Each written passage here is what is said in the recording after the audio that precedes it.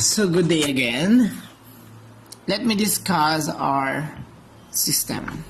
First, you need to click the Get Started button. Then, next is to fill up the information needed.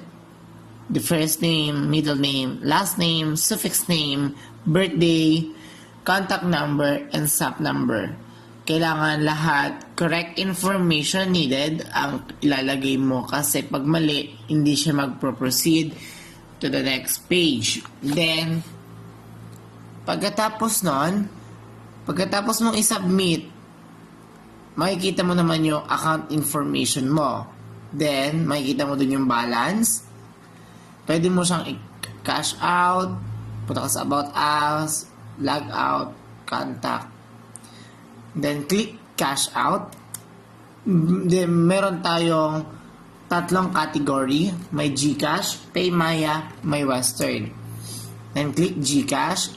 Enter your SUP amount na kailangan mo i-withdraw through GCash. Then, enter your GCash number.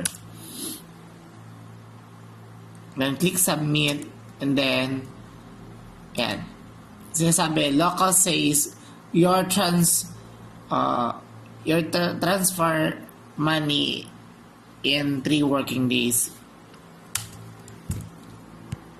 You need to wait for 3 days para ma-receive yung pera na kinash out mo sa GCash.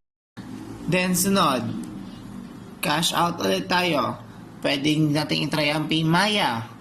Enter SUP amount number, any amount na kaya mong i-cash out sa PayMaya. And then, enter your PayMaya number. Then, submit. And sabi dyan, input the right to your balance. So, need mo ulitin.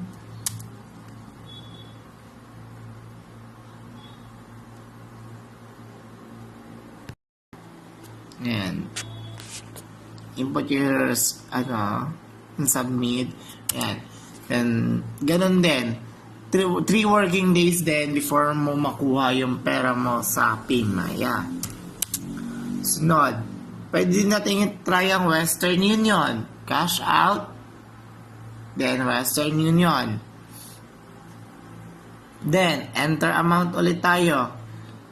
Tapos, enter your SUP number again. Again, input only number, no need a letter or a symbols. Then, click submit. Then, yan, nakita niyo naman yung balance is 3.5 na lang. So, nababawasan talaga siya. Lang po yung Then, dito naman sa admin page, makikita mo yung first name, middle name, last name, suffix name, birthday, SUP number, phone number, balance. So, makikita nyo yung kay Maria Luisa 3.5 na lang kasi nag-withdraw siya sa GCash, PayMaya, at saka sa Western.